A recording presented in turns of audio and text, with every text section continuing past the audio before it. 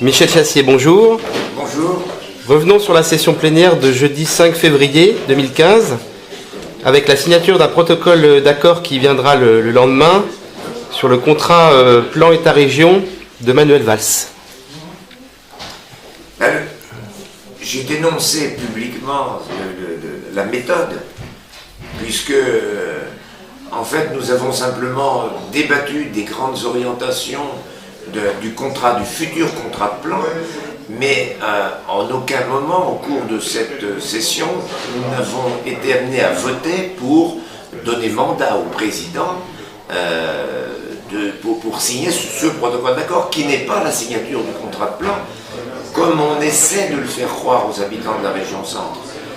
Manuel Valls n'a pas signé le contrat de plan puisque l'Assemblée ne l'a pas adopté, un vague protocole qui porte sur quelques chiffres, sur des généralités, mais qui n'engage personne, qui n'engage pas la région, puisque la région n'a pas voté.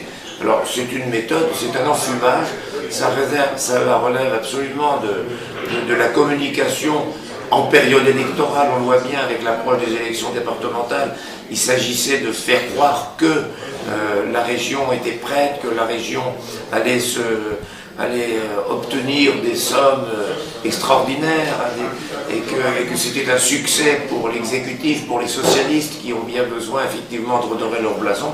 Mais c'est une tromperie, donc moi j'ai dénoncé cette tromperie. Très bien. D'ailleurs, justement, à propos du contrat plan État-région, qu'est-ce qu'il faut en retenir justement de cette session qui s'est déroulée hier à l'hôtel régional à Orléans? Les contrats de plan, nous en avons parlé depuis longtemps. C'est quelque chose qui ne devrait pas avoir lieu d'être si les compétences de chacun étaient définies. L'État a ses compétences. Quand on voit la ligne de chemin de fer, ce qu'on appelle le POLT, Paris, Orléans, Limoges, Toulouse, il est évident qu'il traverse 4 régions.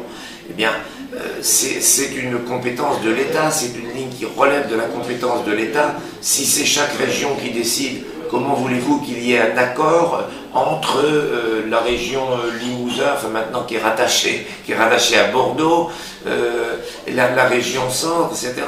Chacun voit ses propres intérêts, ses propres priorités aussi. Donc cela relève de l'État. Donc je pense que l'État doit avoir son domaine de compétence, la région le sien, et qu'on ne devrait pas avoir à partager ainsi les financements entre régions et départements. Chacun devrait, entre régions, départements et l'État, chacun devant financer, évidemment avec les recettes correspondantes, ce qui relève de ses compétences. Très bien. D'ailleurs, qu'est-ce que vous pouvez également nous redire sur justement la baisse des dotations sur les collectivités territoriales, notamment la région? On a appris dernièrement que le président Bonneau avait négocié auprès de Manuel Valls une rallonge financière justement concernant la région centre. Oui, mais on mélange un petit peu de choses. D'ailleurs, c'est la façon de faire de la communication, encore je le disais, de le faire de l'annonce en période électorale. On nous dit qu'on a obtenu une rallonge de l'État, on a obtenu des promesses de l'État. C'est pas tout à fait pareil. L'argent, il n'est pas encore arrivé, on a obtenu des promesses. Et donc, on est en période électorale, ça veut dire que l'État, en l'occurrence Manuel Valls, a promis un peu plus, mais jusqu'à 2020. Hein, donc, 2015-2020, il s'engage pour une période, on ne sait pas d'ailleurs au-delà de 2007, il y a peu de chances que ce soit la même majorité au pouvoir. Donc, c'est un engagement qui n'existe pas. Hein, d'ailleurs, l'État, dans ce type de contrat, n'a jamais été tenu et a très rarement respecté ses engagements par le passé. Je ne vois pas pourquoi il le ferait davantage. Et alors on met en avant cette promesse, on dit l'État va vous donner davantage dans le contrat de plan, ça reste une promesse, mais dans la réalité, ce que l'on constate, c'est que dans les dotations que la région reçoit tous les ans de l'État, elles sont en baisse, et là c'est une certitude. C'est une certitude, elles ont baissé en 2015, elles vont baisser en 2016, elles vont baisser en 2017 de façon certaine. Et pour compenser cette baisse, on nous promet que oui, mais il y aura peut-être quelques aides pour investir. Je crois que tout cela est une façon, encore une fois, de tromper les électeurs à l'approche de cette période des élections départementales et des élections régionales de fin d'année. Très bien. À la fin de la séance, les socialistes ont émis un vœu. Est-ce que vous pouvez nous parler de ce vœu? Oui, c'est assez amusant d'ailleurs parce que les socialistes, les communistes, les écologistes, tout le monde, hein, tous les groupes de la majorité ont déposé un vœu pour protester en quelque sorte sur un dispositif du futur traité transatlantique qui est en cours de négociation, en l'occurrence un dispositif qui relevait de l'arbitrage privé dans les conflits entre les États et les grandes sociétés, enfin les partenaires privés. Alors, il critique cet aspect du traité. Nous, c'est plus simple, c'est beaucoup plus simple pour ce qui nous concerne. Nous sommes globalement contre la signature de ce traité, et le Front National, ses représentants au Parlement européen comme à l'Assemblée nationale, combattent ce traité dans les assemblées où il doit être débattu.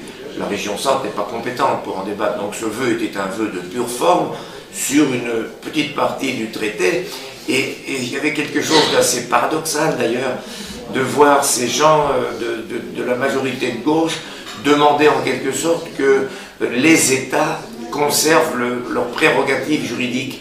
Mais c'est eux qui ont voté le contraire, c'est eux qui ont voté les abandons de souveraineté, et quand j'étais intervenu précédemment dans la même session sur les fonds européens en demandant que la France conserve sa souveraineté, et tout simplement pour défendre prioritairement ses propres intérêts, on nous accuse de nationalisme, d'être rétrograde, d'égoïsme, si vous voulez. Et à l'occasion de ce vœu, qu'est-ce que demandaient les gens de la majorité? Ils demandaient que les États puissent exercer leurs droits et poser des règles, chacun chez eux. Ben, j'ai dit à ce moment-là, c'est d'accord, c'est la préférence nationale, mais modifier le texte de votre amendement, nous le voterons. Évidemment, ils ont refusé, et donc nous n'avons pas pu adopter l'amendement tel qu'il était présenté, mais bon, tout cela n'est pas très sérieux. Très bien. Bah, merci beaucoup Michel Chassier, qui, rappelons-le, est le président du groupe Front National à la région Centre Val de Loire et conseiller régional de Loir-et-Cher.